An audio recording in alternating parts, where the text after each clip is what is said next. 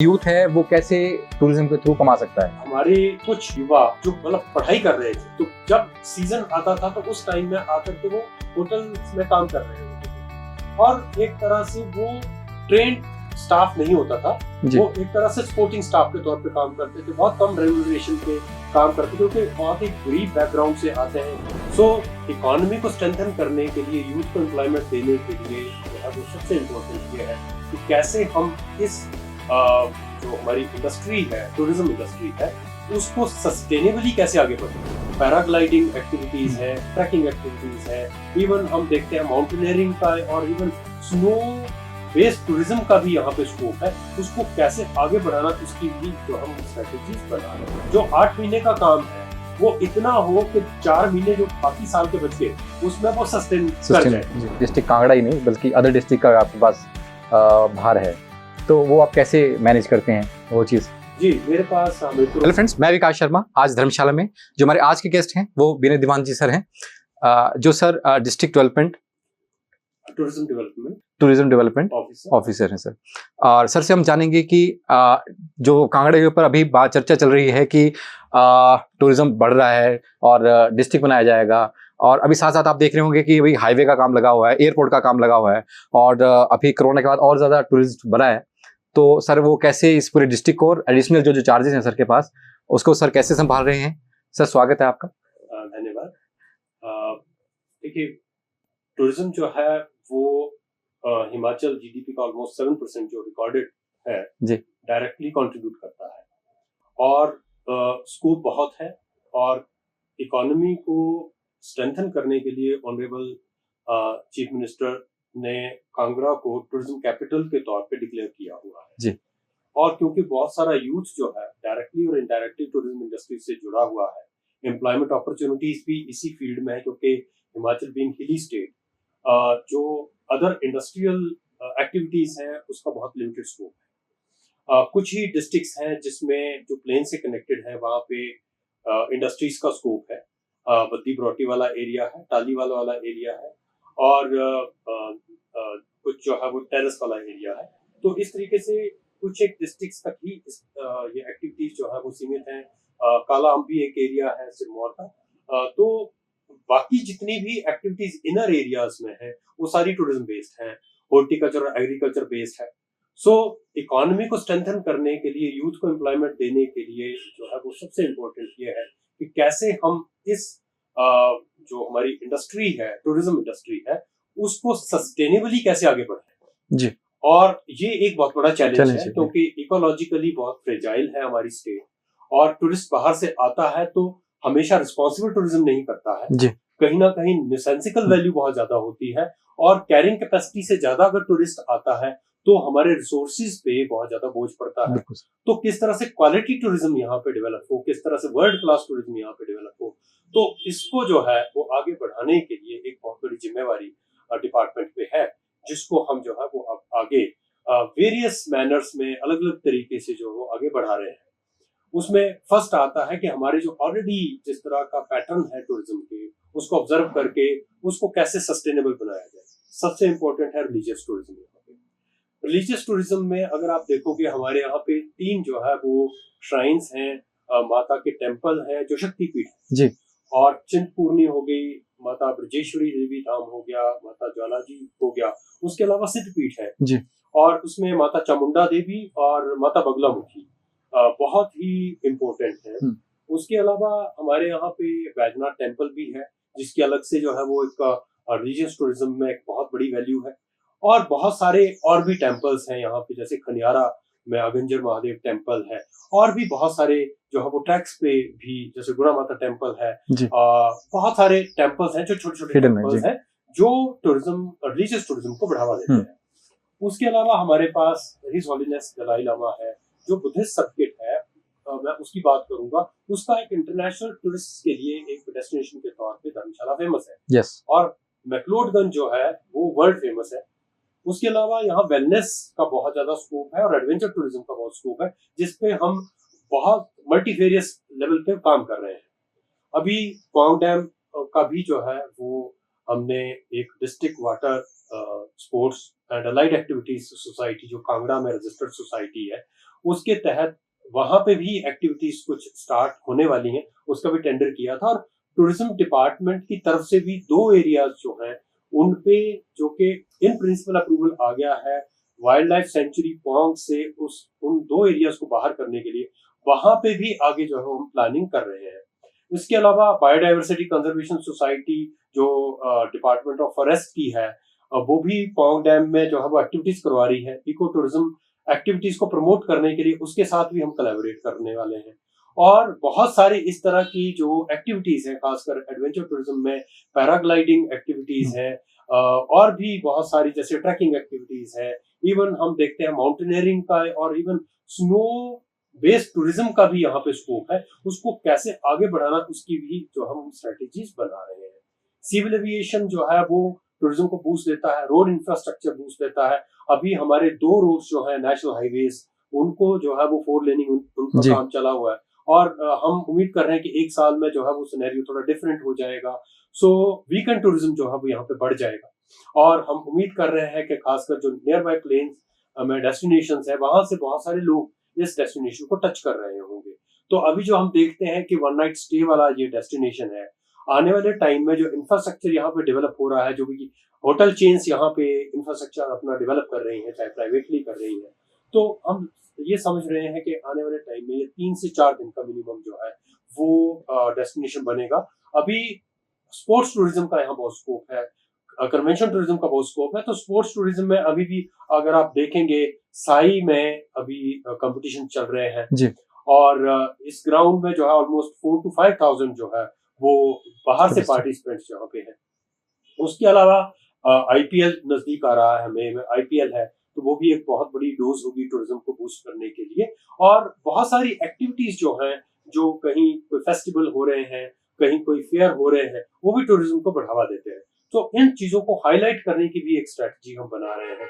और स्वदेश दर्शन में भी पौंग लेक को आगे बढ़ाने के लिए जो सेंट्रली फंडेड प्रोजेक्ट है, उस पर भी काम चल रहा है। तो बहुत बहुआयामी जो है वो इस पे पैटर्न्स पे जो है वो हम काम कर रहे हैं। और टूरिज्म जो है वो आने वाले 2 सालों में हम एनविजन कर रहे हैं कि एक वर्ल्ड क्लास जो है टूरिज्म यहाँ पे डेवलप होगा। इसके साथ ही सर, मैं टूरिज्म की बात हो रही, डिस्ट्रिक्ट कांगड़ा ही नहीं बल्कि अदर डिस्ट्रिक्ट का आपके पास भार है, तो वो आप कैसे मैनेज करते हैं वो चीज? जी, मेरे पास हमीरपुर और ऊना डिस्ट्रिक्ट भी है, और जी। उसका जो ऑफिस है वो हमीरपुर से चलता है, जी। और ऊना हमीरपुर वहां से जी। कंट्रोल होती है सारी एक्टिविटीज। तो वहां पे भी खासकर नदौन में एडीबी फंडेड प्रोजेक्ट्स हैं, ऑलमोस्ट 250 करोड़ के प्रोजेक्ट वहां पे बन रहे हैं। उसके लिए लैंड डाइवर्शन और जितनी बाकी चीजें उसके अराउंड है, वो सारी चीजें करवाई जा चुकी हैं। और हेलीपोर्ट का निर्माण भी जो है वो अभी हो रहा है वहां पे। और ऊना में भी बहुत सारी एक्टिविटीज हैं। इनफैक्ट जो आपका रायपुर वाला एरिया है, रायपुर मैदान वाला एरिया, अंदरौली वाला एरिया, वहाँ वाटर स्पोर्ट्स एक्टिविटीज जो है वो डिस्ट्रिक्ट एडमिनिस्ट्रेशन की तरफ से उनको आगे बढ़ाया जा रहा है। तो वो भी टूरिस्ट को अट्रैक्ट करने वाली है। और बहुत सारी जैसे बाबा ये जो द्योतसिद्ध है, वहां पे भी एडीबी फंडेड प्रोजेक्ट जो है वो अभी धरातल पे आने वाला है। तो बहुत सारे जो फील्ड्स हैं उनमें वहां पे काम चल रहा है। इवन ज्वाला जी के पास भी पैराग्लाइडिंग साइट को जो है डेवलप करने का, जिसका सीधा ही नदौन वाले एरिया को बेनिफिट होगा, उस पे भी काम चला हुआ है। तो इन डिस्ट्रिक्ट्स में भी जो है वो काफी एक्टिविटीज को आगे प्रमोट करने की कवायद चल रही है। और उम्मीद कर रहे हैं कि 4 लेनिंग जो चल रही है और बाकी रोड कनेक्टिविटी जो इम्प्रूव हो रही है, सिविल एविएशन सेक्टर में जो है वो जैसे एयरपोर्ट का, हमारा कांगड़ा एयरपोर्ट के एक्सपेंशन का प्रोसेस चल रहा है। साथ में जो हमारे 2 हेलीपोर्ट्स तो कांगड़ा में बन रहे हैं, एक हमीरपुर में बन रहा है। तो इसका जो है वो काफी आने वाले टाइम में बूस्ट मिलेगा और क्वालिटी टूरिज्म, खासकर जो फॉरेनर्स यहाँ टच करते हैं, उनकी संख्या बढ़ जाएगी। एक चीज आती है सर, यूथ कैसे उसको एम्प्लॉयमेंट कैसे मिल सकता है, या वो रोजगार कैसे पा सकता है? क्योंकि आज अगर हिमाचल की बात करें तो अनएम्प्लॉयमेंट बहुत ज्यादा बढ़ गया है।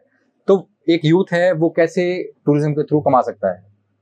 देखिए, टूरिज्म इंडस्ट्री किस एरिया में जाए कि वो कमा सकता है, अपना आमदनी बढ़ा सकता है अपने? जैसे मैंने आपको बताया कि टूरिज्म एंड अलाइड जो एक्टिविटीज है, अब टूरिज्म एक तो डायरेक्ट आता है कि कोई पर्सन होटल यूनिट है, रेस्टोरेंट यूनिट है, उसमें एम्प्लॉयड है जी। उसके लिए ट्रेनिंग की बहुत जरूरत होती है। अगर सर्विस देता है तो उसकी जो ग्रूमिंग है, जो ट्रेनिंग है, वो प्रॉपर होनी चाहिए ताकि वो इंडस्ट्री में अच्छे रोल्स पे, पे रोल्स पे जाए। अदरवाइज फ्लोटिंग जिस तरह से हम पैटर्न देखते हैं, मैंने डीटीडीओ कुल्लू का भी मेरे पास चार्ज रहा जब मैं एसडीएम मनाली था। 2013 से 15 तक मैं वहां पे रहा और काफी टाइम तक मेरे पास टूरिज्म का चार्ज भी वहां पे रहा।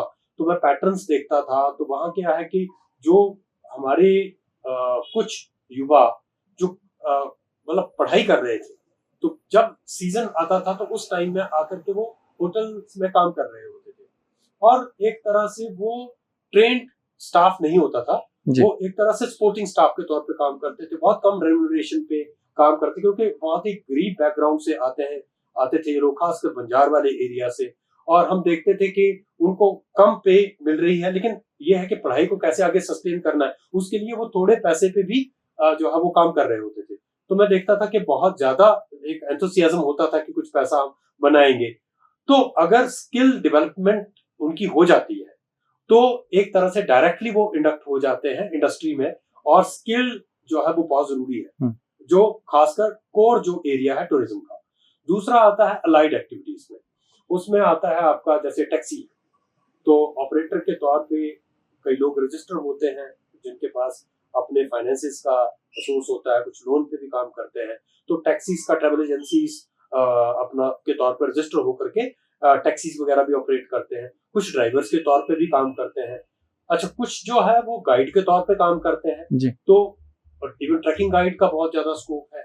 तो इस तरह की जो अलाइड एक्टिविटीज है उसमें बहुत ज्यादा स्कोप जो है एम्प्लॉयमेंट का बनता है। और उसके अराउंड जब वो वेल कनेक्टेड होते हैं, ट्रैवल एजेंट्स के साथ उनकी इंटरेक्शन होती है, होटलियर्स के साथ, एसोसिएशंस के साथ वो इंटरेक्ट करते रहते हैं, तो उनको बिजनेस भी आता है। तो अनऑर्गेनाइज सेक्टर को किस तरह से ऑर्गेनाइज वे में उसको आगे लेकर के जाना है, उसके लिए स्किल डेवलपमेंट जो है वो ऑर्गेनाइज वे में करना बहुत जरूरी है। तो मोटिवेट करना भी बहुत जरूरी होता है, क्योंकि सीजनल काम होता है कई बार जी जी। अब बरसात आ गई तो उस टाइम में बीच में जो एम्प्लॉयमेंट का एक पैटर्न होता है वो ब्रेक हो जाता है, सर्दियों में ब्रेक हो जाता है।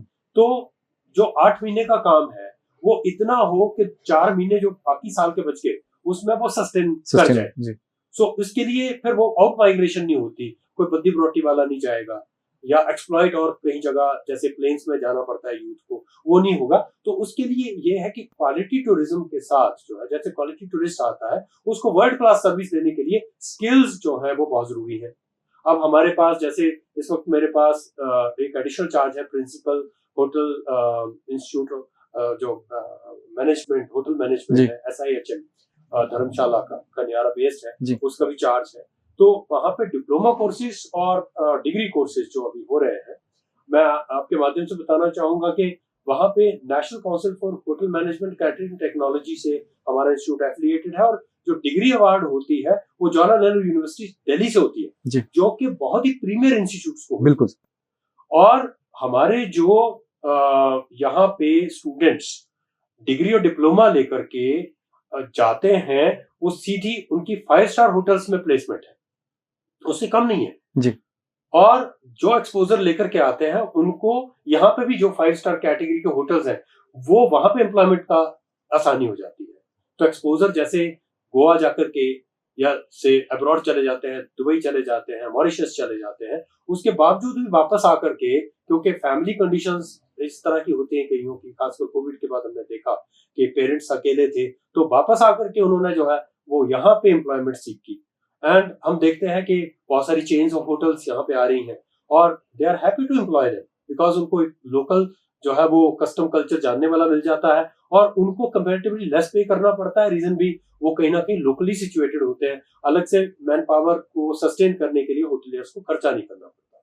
सो इस तरीके से अगर हम देखते हैं स्किल डेवलपमेंट कोर्सेज में हम ज्यादा फोकस करते हैं, ट्रेनिंग्स पे ज्यादा फोकस करते हैं और इस तरह के इंस्टीट्यूट्स को प्रमोट करते हैं जो इस तरह के हॉस्पिटैलिटी के कोर्सेज आगे बढ़ा रहे हैं। और कुछ तो मुझे लगता है कि क्वालिटी जो है कुछ इंस्टीट्यूट प्राइवेट कॉम्प्रोमाइज भी कर जाते हैं, जो कहीं ना कहीं काउंटर प्रोडक्टिव होता है इंडस्ट्री के लिए। तो उस पर भी एक जो है वो स्ट्रिंजेंट चेक रखना जरूरी है, जो कि मुझे लगता है अभी डिपार्टमेंट के पास वो मैंडेट नहीं है, वो डिपार्टमेंट के साथ मैंडेट आ जाता है, जी। तो हम जो है वो डायरेक्टली जाकर के क्वालिटी चेक कर सकते हैं कि किस तरह की स्किल्स जो है वो स्टूडेंट्स को दी जा रही है। जी, कई बार ऐसा होता है सर कि हम भी पढ़ाई किए तो इंडस्ट्री में कुछ और चाहिए लेकिन स्टडी हम कुछ और कर रहे हैं।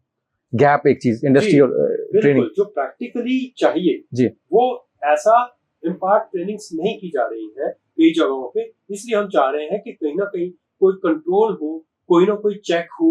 ये नहीं है कि किसी आउट ऑफ स्टेट किसी यूनिवर्सिटी से एफिलिएटेड कहीं कोई कोर्स यहाँ पे प्रोवाइड कर रहा है जी।